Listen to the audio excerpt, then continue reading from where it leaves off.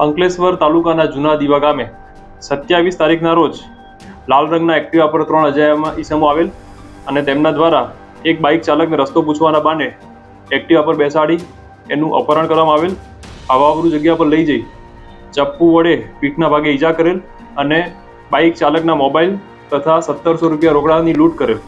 આ બાબતે બાઇક ચાલક મયુરસિંહ પ્રવીણસિંહ ડોડિયા કે જે મલ્ટીપર્પઝ હેલ્થ વર્કર તરીકે કામ કરતા હોય એમની અંકલેશ્વર એ ડિવિઝનમાં ફરિયાદ લેવામાં આવેલ।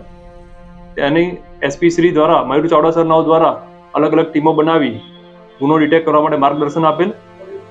Ankleshwar A division PI HB Gohil તથા LCB in charge PI MM Rathod નાઓ દ્વારા હ્યુમન ઇન્ટેલિજન્સ ટેકનિકલ સર્વેલન્સના આધારે આ ગુનો શોધવા માટે અલગ અલગ ટીમ્સ પૂર્વક ઝીણવટભરી તપાસ કરીને આગળ વધેલ।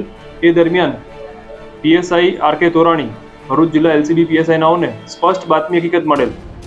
આ ગુનાને અંજામ આપનાર માંગરોળ તાલુકાના કોઠવા ગામના મયુર કાદર શાહ, ફૈઝાન અસલમ શેખ તથા મોટી નરોલીના સમીર નાસિર શેખ નાઓ સંડોવાયેલ છે અને એ હાલમાં એક કોઠવા ગામના દરગાહ પાસે ઉભેલા છે એવી સ્પષ્ટ બાતમી હકીકત મળતા તાત્કાલિક ટીમ રવાના કરવામાં આવેલ અને એમની પૂછપરછ કરતા અંકલેશ્વર લાવી ભાંગી પડેલ, જેના આધારે આ ત્રણેય આરોપીને હાલમાં અટક કરવામાં આવેલ છે તથા લૂંટમાં ગયેલ મોબાઈલ, 1700 રૂપિયા રોકડા તથા લૂંટમાં વપરાયેલ ચપ્પુ રિકવર કરેલ છે।